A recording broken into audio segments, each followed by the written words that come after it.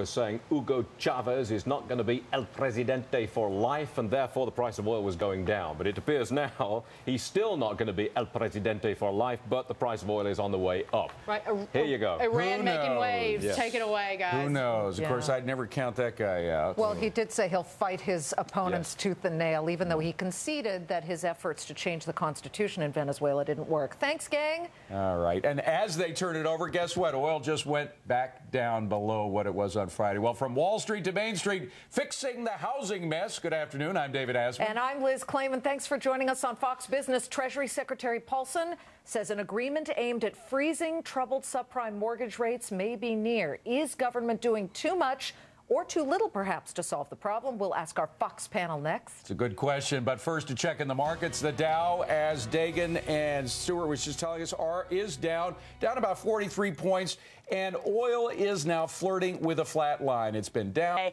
But those rallies not enough to rally the overall market here. Again, David, Liz, and NASDAQ lower by about 0.4%. Back over to you. Hey, Sandra, do you have a Blackberry? Of course, right? Of course, and I love it, too. Yeah, we do, right? But not everybody has problem-free Blackberries. Yeah, that would be me. I'm having a problem today. Blackberries, Trios, a lot of other PDAs. We don't want to just focus on Blackberries. But Liz has a little bit of a problem, and we figured instead of messing around with some folks who might say, yeah, we'll try to make it better, we go right to the top. That's right.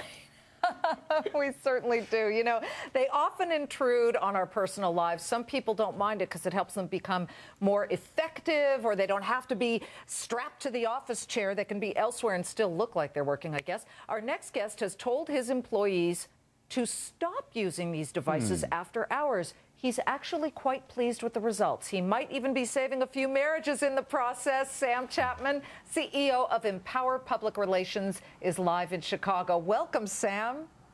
Thanks for having me. Okay, what did you do with your employees? You told them to stop using them after hours? Yes, at 6 o'clock in the evening and on the weekends, we all turn our Blackberries off. Okay. And what happens? Have you had any blowback from all this?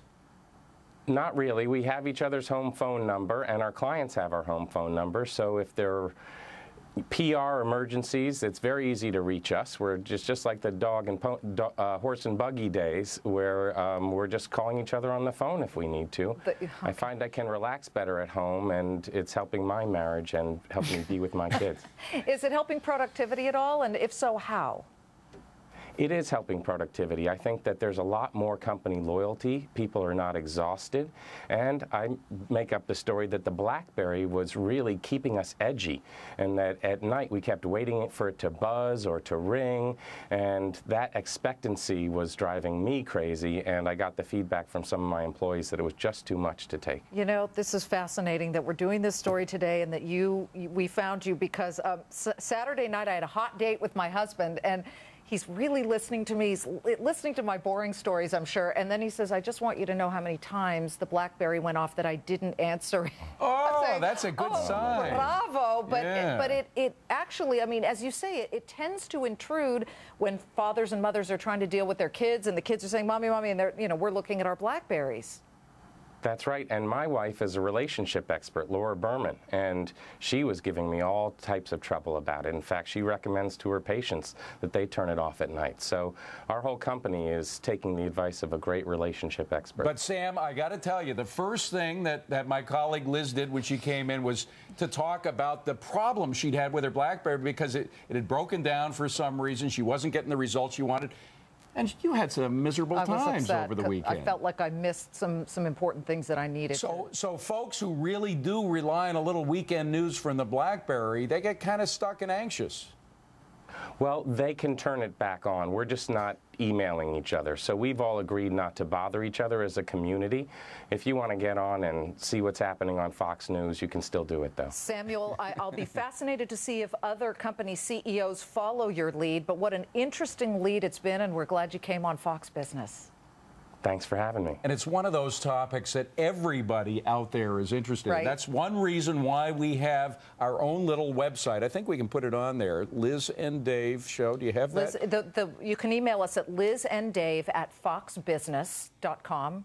And you can just let us know if you think what Samuel did is a great idea, or if it's not. I guess surgeons need it. You know, there's some people who really shouldn't turn. News people sometimes need to know what's going on during the weekend. Unfortunately. All right. Well, we are keeping an eye on the markets this day. It is a down day for the markets. The Dow Jones Industrial is down about 34 points.